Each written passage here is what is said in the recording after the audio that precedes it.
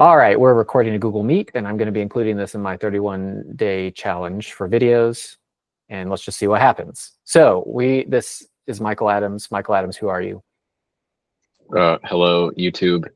I am the San Francisco counterpart to Daniel's wonderful work on local civics in New York. All right, and I roped him into video experimentation. So we're just going to, so initially when we thought about doing a video, the thought was, okay, well, what political thing can we talk about that would be interesting? But then beyond that, we thought maybe the meta would be interesting, which is what kind of thing, whether it be a podcast or a show or whatever, what kind of political media would be interesting and wouldn't cause people to fall back on Vice, wouldn't rely on appealing to their worst nature to get their eyeballs, and at the same time would make them understand the system in the world better, and as a result probably be more optimistic and more agentic. Basically like what both of us do with classes.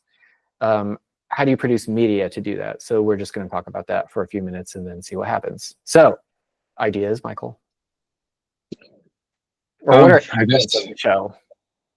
I'm curious, given that you are now a video production expert, to what extent do you think kind of plugging into the YouTube like information ecosystem with short videos kind of like this, how powerful do you think that could be? Well, these videos aren't that short, as in they're not 30 seconds or they're not something. Shorts. Yeah, medium. They're fully not short. Medium videos. Yes, they're mediums, and they might grow to be longs, but certainly video content is vital. Like a lot of people in our social graph write, and that's extremely valuable, but writers have trouble moving from that medium to video, and vice versa. You know, people develop their niche and what they're comfortable with, but I think it is good and interesting to have facility with multiple media. So certainly a good thing to go to video in the first place. And yeah. So that by itself is good. There's a channel on YouTube called Jubilee. Have you heard of Jubilee? I don't think I'm familiar. I do think they're very interesting, and their videos do float around like Instagram Reels and TikTok, etc. But they often have a one against all type situation, like one conservative talks to 29 LGBTQ people, or like one LGBTQ person, or one gay man talks to 29 conservatives, and they have rules of engagement, and it's supposed to be entertaining, but also supposed to be a little bit more than just simple red meat, I think. Yep. And they do a lot of different formats. So I think Jubilee is onto something in terms of it's an interesting format, and they're definitely getting eyeballs, and it's not cable news yelling. Yeah. And it's close to the thing, but actually it does wind up swerving off into not helping people understand the world. And it does wind up swerving more into the red meat territory. So many such cases. So I don't exactly know what the ultimate, like the thing we do with our classes, how do you do that with a show? Yeah. I don't know what that looks like yet, but something like Jubilee is in my head because they're an example of they're doing something interesting that's different and is not totally off base. Yeah, I've seen some pretty compelling content. I can't think of the names of the people now, but every now and then I'll come across a video or like usually like an Instagram thing, like a reel or something. And same for TikTok, though I'm not usually on there, where it's like a pretty well done video where somebody is like walking around in their city talking about some like housing related thing or like a bike lane or whatever. And like the production quality is good and it's quite entertaining. And it feels like that's the kind of thing that could work. And it gets like, it's more of like a niche thing, but it gets pretty good views. Like it makes its way through the algorithm to me, right? So like it gets pretty good visibility. But there's something well, it's not quite the thing. I think, like, yeah, it's not, one thing that's go ahead. Yeah, I was just gonna say one thing that's like hard to solve is that stuff like that, there's some sort of like ephemerality to it where when you're talking about a show, I'm instantly thinking about like these communities that form and they like come along with the show and they like get invested in the overall project. Like that's kind of the thing that we're going for. Yeah. And the sort of like one-off thing that's like really well done, usually like a little cynical about a particular topic is great, but it doesn't like establish a community that is bound together and then take them through this like journey where you're following like the character development, or in this case, like, I don't know, some like policy implementation or something. I think that would be really fun, but I don't know of anything that exists like that right now. C-SPAN maybe, but I don't. Yeah, yeah. I mean, in my head, I do. The marker is what is the video version of what we do in the classes, and not a video class. The point is not to be a video class. The point is like, what's a show? It should be a show. It should be entertaining, something you could drop in on. What's the particular format of the show? I don't know. And I'm sure I bet PBS did it in like decades ago or something, or I bet someone's done it. I just haven't come across exactly what the format would be that works yet. And there's something about, so there's more investigation to be done, but also the horizontal versus vertical video, or the YouTube versus Instagram Reels or whatever. I do like Instagram. I love Instagram, but this does seem like a YouTube project.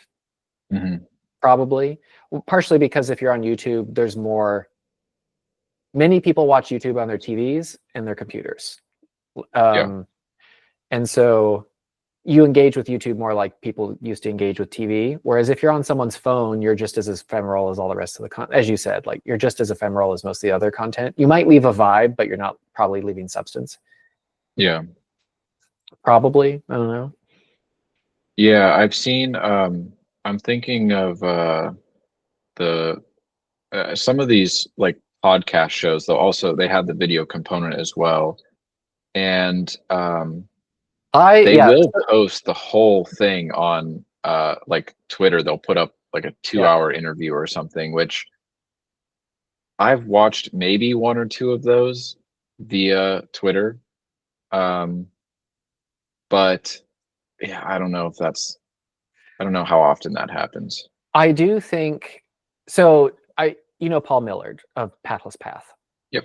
So he had a tweet, I don't know, maybe like 2 or 3 weeks ago or something. The tweet was basically like, I see that a lot of podcasts, it didn't say this, so it was something like, I see a lot of podcasts have their video podcasts and they post the full long video interview on YouTube. Is anyone actually watching the video version of all these podcasts? Who are you and why are you doing it? And I forgot to respond to it at the time, but I just thought, it's me. I do, in fact, like, sit down and watch. I have a couple of video podcasts that I prefer to watch.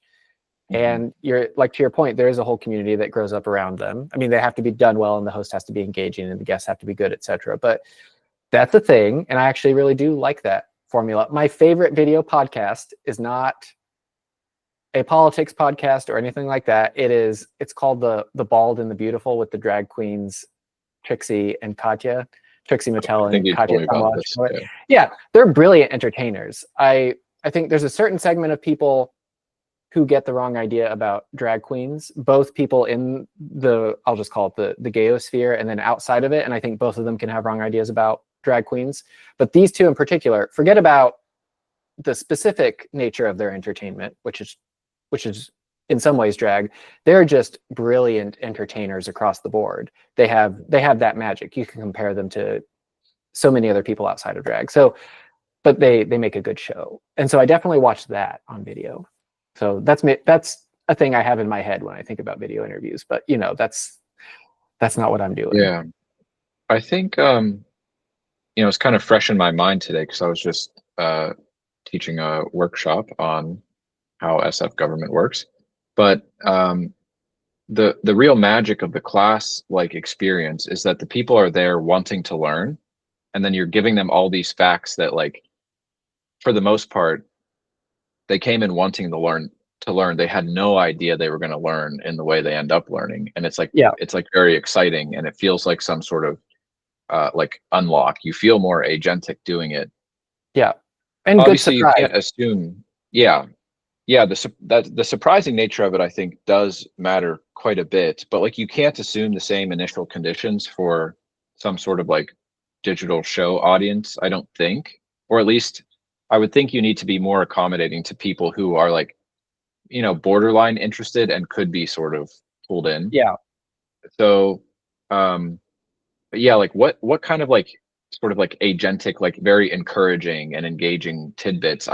I'm almost thinking it's like, yeah, that kind of like surprisingly optimistic like information, like showing yourself doing something that people didn't even realize you could do, and then they're like, oh man, there is this whole world, like maybe I should follow along. But it'd have to be like very agentic and perhaps surprising.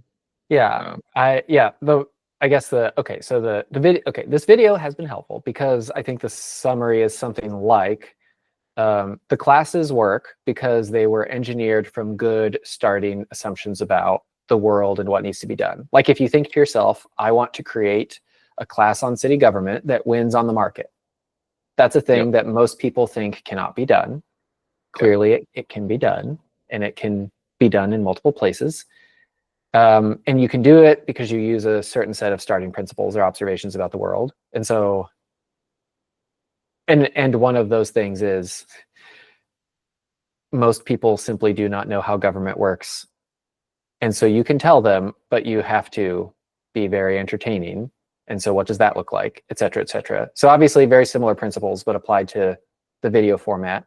So I guess it's just a question of what kind of show do you think you want to have? Yeah. I don't know, but now the more I talk about it, the more like excited I am at the premise. Yeah, so okay, we will have to do more videos to keep sharpening it, and we'll sharpen it via doing the videos. But yes, how to have a show. What do you talk about with regard to, do you even talk about government? Because it might be one of those things where you need to come at it sideways. Correct. Like, for example, the very first class for Foundations of New York, after the introduction, I don't lecture at people. I have a giant whiteboard, and I just say, I'm going to draw a map of the entire government with dependencies at the state and federal level in fine detail, and we're just going to have a free-for-all where you ask me questions as I draw for like 2 hours. So there's a version of that with a show where, yeah, it's not what people expect. You are getting right at the meat and reality of why they're there. I mean, yeah, like a good YouTube videos not only have good hyperlinks, like a table of contents, so you can jump to the different parts of the video. I hate YouTube videos that do the thing where the video title is, I will show you how to do X.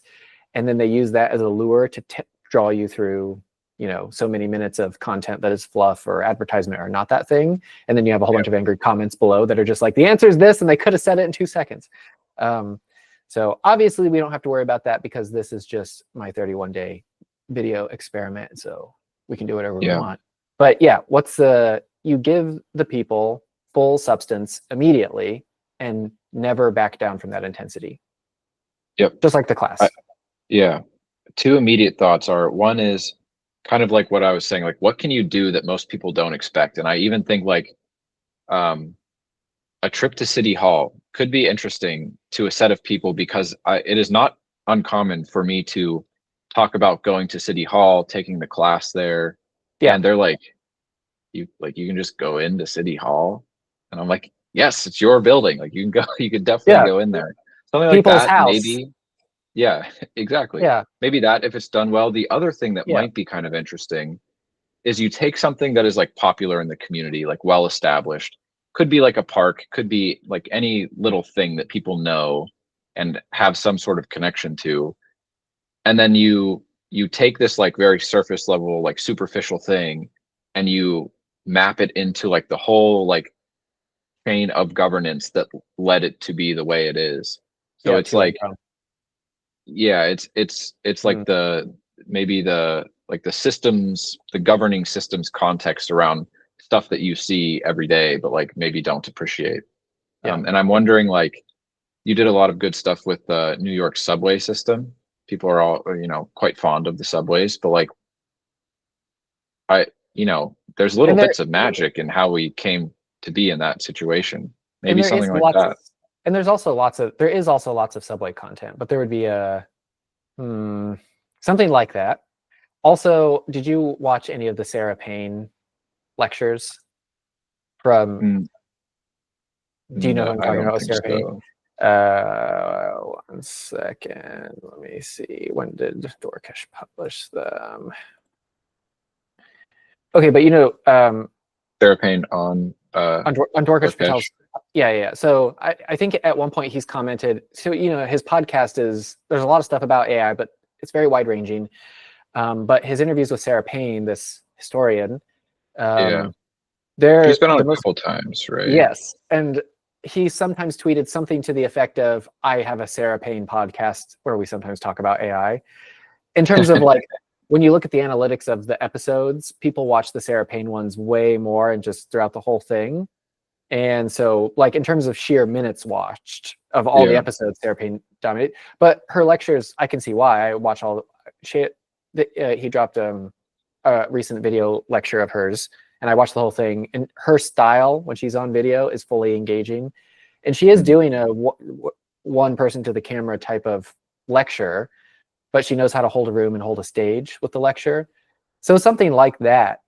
There's all these good examples of things that work and things that both of us Yeah. like. And so I think it's more like, here are the examples. We have like Sarah Payne, we have How Did the Thing Happen / Trip to City Hall. We have The Bald and the Beautiful. We have, like all these things that are good, that we like, that are entertaining. Mix those into a bowl with the essence of the in-person class, and there's a video series shaped there somehow. It's gonna be quite a mixture. Well, we got to figure it out. All right, closing remarks. I'm gonna watch some Sarah Payne videos. Yeah, and all right, so I think we can just be done. We don't even have a fancy outro. We'll just be done. All right. All right. All right, now how do I stop recording? Because we're recording in a Google Meet, and I've never recorded. All right, I found it. I'm gonna push stop recording. Okay, bye. Bye.